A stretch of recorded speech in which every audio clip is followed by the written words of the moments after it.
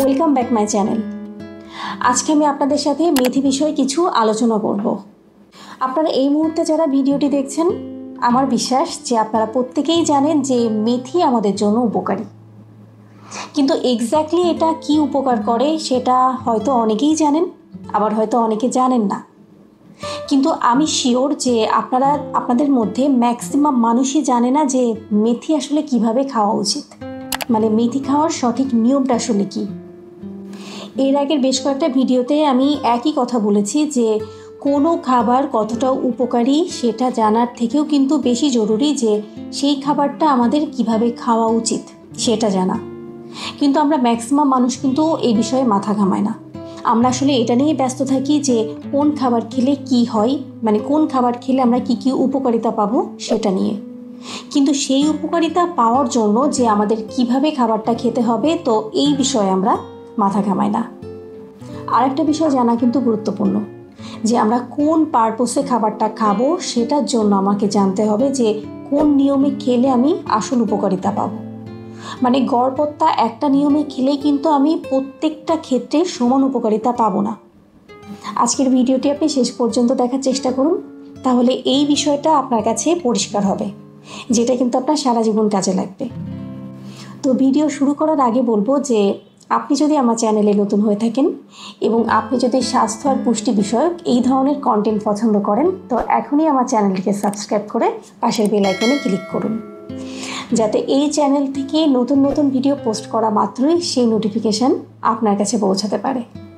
তো চলুন এখন আমরা শুরু করি।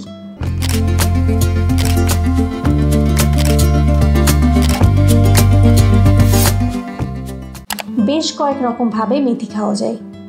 যেমন আপনি মেথি ভেজানো পানি খেতে পারেন, আপনি মেথি চা খেতে পারেন, অঙ্কুরিত মেথি খেতে পারেন, আবার আপনি মেথি ক্যাপসুল আকারেও খেতে পারেন। সবার প্রথমে আপনাকে নিশ্চিত করতে হবে যে আপনি মেথি আসলে কেন খাবেন। ডায়াবেটিস কন্ট্রোল করার জন্য, হজম ক্ষমতা বাড়ানোর জন্য, ব্রেস্ট মিল্ক প্রোডাকশনের জন্য। এই তিনটা সমস্যার সমাধানের জন্য আপনি মেথি কিভাবে খাবেন, এখন আমি সেই বিষয়টা নিয়ে আলোচনা করব।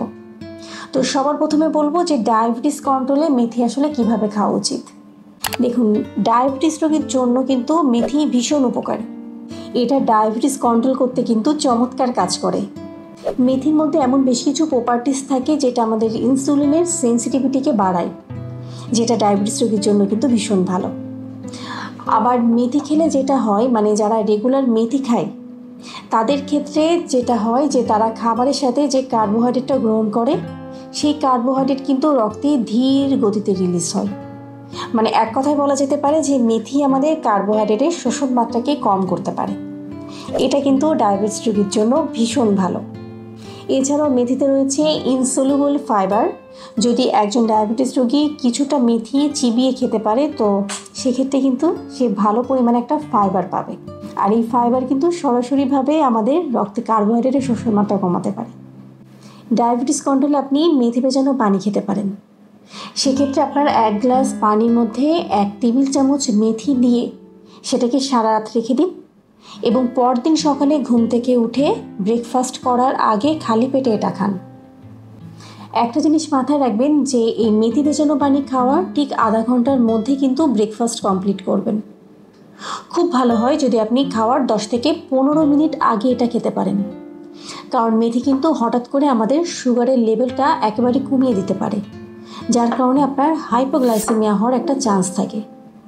আপনি যদি মেথি খাওয়ার পর প্রায় 3 থেকে 4 ঘন্টা কোনো খাবার না নেন, তো সেই ক্ষেত্রে কিন্তু এই সম্ভাবনা বেশি থাকে, যেটা একজন ডায়াবেটিস রোগীর জন্য কিন্তু ভীষণ ক্ষতিকর।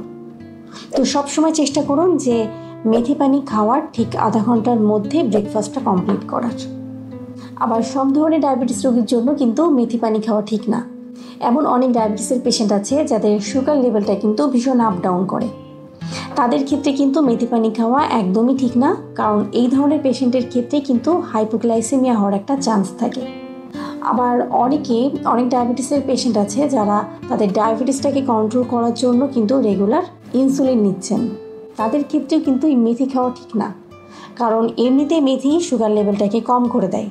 তো ইনসুলিনের সাথে সাথে যদি আপনি মেথিও খান, তো এই দুইটা মিলে কিন্তু আপনার সুগার লেভেলটা অনেকটা কমিয়ে দেবে।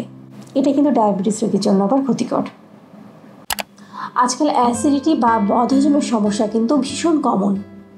আমি আমার আশেপাশে এমন অনেকেরই দেখেছি যারা রেগুলার ওষুধ খাচ্ছেন এই অ্যাসিডিটি থেকে দূরে থাকার জন্য, কিন্তু এই সব ওষুধ কিন্তু তাকে সাময়িকভাবে হয়তো রিলিফ দিবে, কিন্তু পার্মানেন্টলি কিন্তু কোনো সলিউশনে আসবে না।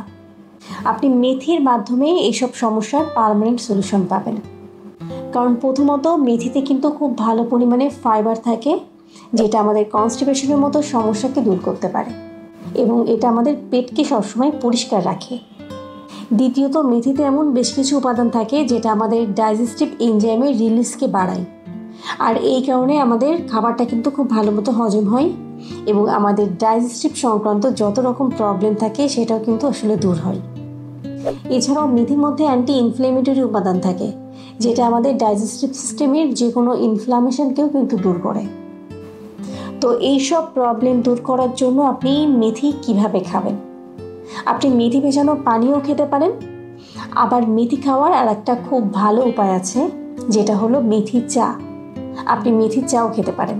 মেথি চা খেলেও কিন্তু আপনার এই জাতীয় সমস্যা দূর হবে। সেক্ষেত্রে 1 কাপ পানির মধ্যে আপনি 1 চা চামচ মেথি দানা নিয়ে সেটাকে খুব ভালো করে ফুটিয়ে নিন। অন্তত 5 থেকে 8 মিনিট পর্যন্ত ফুটাতে পারেন।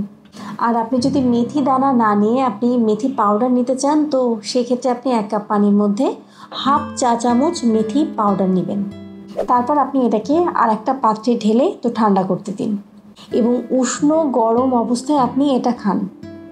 আপনি চাইলে দিনে 1 বারও খেতে পারেন বা 2 বারও খেতে পারেন। যেসব মায়েরা বাচ্চাদের দুধ খাওয়াচ্ছেন তাদের জন্য কিন্তু মেথি ভীষণ উপকারী, কারণ মেথি কিন্তু ব্রেস্ট মিল্কের প্রোডাকশনকে বাড়ায়। বেশ কিছু স্টাডিতে দেখা গেছে যে ল্যাকটেটিং পিরিয়ডে যেসব মায়েরা নিয়মিত মেথি খেয়েছেন তাদের বাচ্চার ওয়েট কিন্তু অনেক বেশি, অন্তত সেই সব বাচ্চার তুলনায় যারা ল্যাকটেটিং পিরিয়ডে মেথি খাননি। মানে মেথি আসলে আমাদের ব্রেস্ট মিল্ক প্রোডাকশনে একটা বড়সড় হেল্প করতে পারে। অনেক মায়েরা আছেন যারা এই ব্রেস্ট মিল্ক বাড়ানোর জন্য মেথির সাপ্লিমেন্ট নেন, তাহলে সাপ্লিমেন্টও নিতে পারেন, আবার মেথি চাও খেতে পারেন। আরেকটা খুব ভালো উপায় আছে মেথি খাওয়ার, সেটা হলো অঙ্কুরিত মেথি খাওয়া। কিন্তু প্রেগনেন্সিতে আবার মেথি খাওয়া কিন্তু ঠিক না। আর মেথি খাওয়ার বিষয়ে একটা জিনিস মাথায় রাখবেন যে একটানা বেশি দিন কিন্তু মেথি খাবেন না। আপনি সর্বোচ্চ 3 মাস পর্যন্ত খেতে পারেন, কিন্তু তার বেশি কখনোই না। এবং এর মধ্যে আপনি যেটা করবেন যে আপনি 1 সপ্তাহ থেকে 10 দিন মেথি খান, তারপর আপনি আবার 1 সপ্তাহ বাদ দিন, আবার আপনি 1 সপ্তাহ পরে সেটা শুরু করুন। তো এইভাবে পর্যায়ক্রমে আপনি মেথি খান, তাহলে আপনার কিডনির ওপরে কিন্তু এক্সট্রা কোনো প্রেশার পড়বে না। আরেকটি গুরুত্বপূর্ণ টপিক নিয়ে খুব শীঘ্রই ফিরে আসছি। সেই পর্যন্ত ভালো থাকুন আর সুস্থ থাকুন।